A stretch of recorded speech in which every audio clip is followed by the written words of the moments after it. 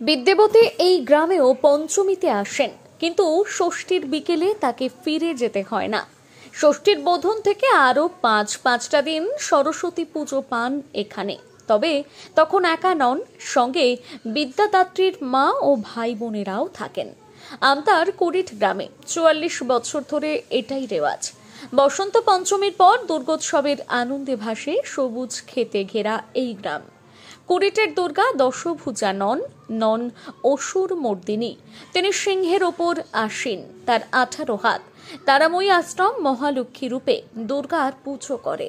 শরতের দুর্গা পুজোর মতন সব নিয়মই এখানে অনুসরণ করা হয়। কলা বউ স্নান থেকে সিঁদুর খেলা।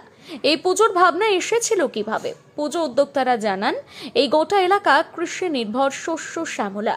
কৃষি এখানকার জীবন।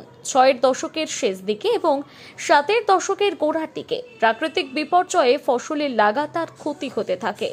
গরমে খরা, খালবিল শুকনো এবং তারপর বর্ষায় ভয়াবহ বন্যা।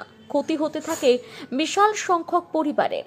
অনেক পুজো যজ্ঞ করেও সমস্যা কাটেনি। সেই সময় 2 পুরোহিত এবং এক তান্ত্রিক এই অকাল বোধনের বিধান দেয়। বলেন, কাত্যায়নী শাস্ত্র মতে পুজো করতে হবে। মা দুর্গার কাত্যায়নী রূপের আরাধনা। যেহেতু এখানে শস্যই জীবিকা, তাই এই পুজোর আয়োজন ও উপাচারে শস্যের প্রাধান্য। সেই সময় থেকে চলে আসছে এই পুজোকে কেন্দ্র করে মেলাও বসে। কুড়িটের ঘরে ঘরে এই কয়েকদিন আত্মীয়দের ভিড় জমে। দুর্গা উৎসবের আনন্দ শীতের জন্য তোলা থাকে।